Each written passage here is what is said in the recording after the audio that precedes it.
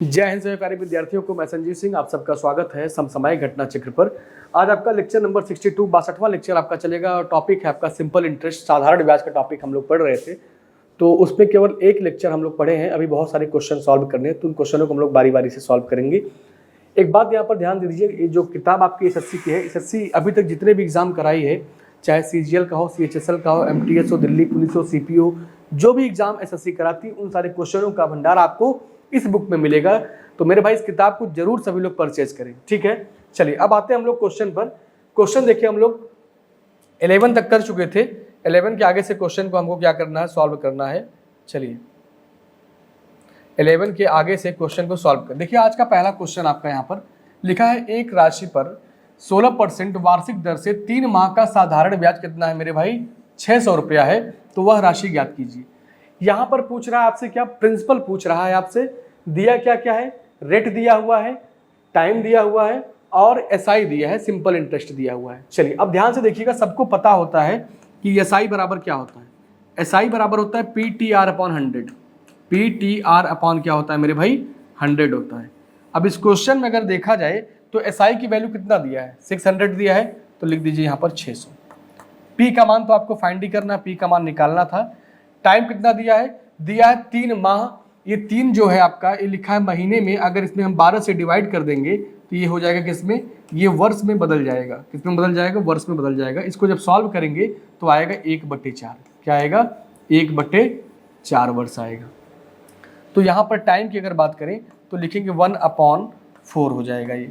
और रेट की अगर बात करेंगे तो 16% पहले से ही दे रखा है, ठीक है। चलिए, और नीचे क्या होता है, बटे 100 होता है, तो यहाँ पर इंटू 100 कर दीजिए।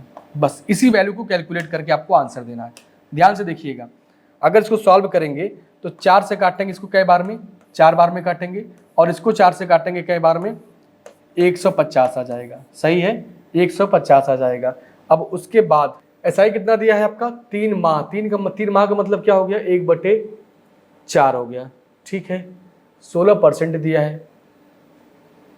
चलिए देखिए फिर से, ये आपका लिखा है ब्याज 600 रुपया। प्रिंसिपल आपको पता नहीं है, वही आपको निकालना है।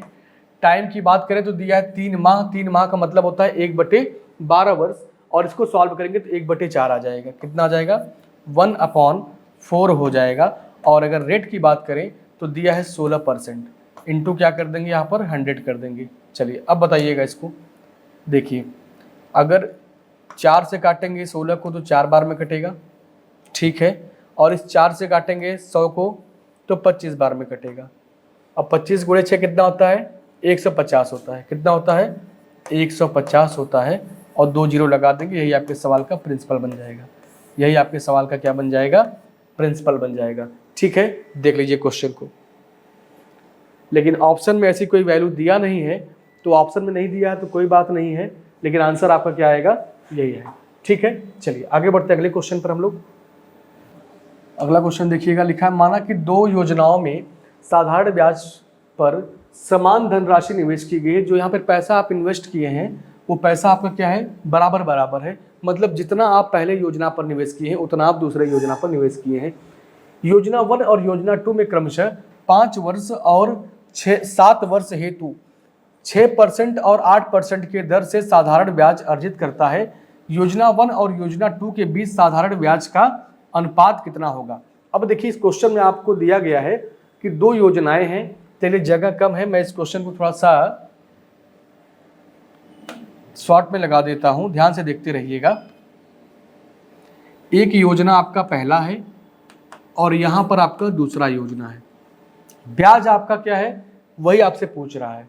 अब ध्यान से देखिएगा, अगर मैं पहले योजना की बात करूं तो आप अगर यहां पर P रुपया लगाए हैं और इनका अगर टाइम आप देखें, इनका अगर टाइम देखेंगे तो क्या दिया था, 5 वर्ष दिया हुआ है। और रेट की बात करेंगे तो दिया है 6%। यहाँ पर क्या हो जाएगा, 6 अपॉन में लिख देंगे यहाँ पर 100। अगर दूसरे योजना की बात करें तो P रुपया यहाँ भी आप निवेश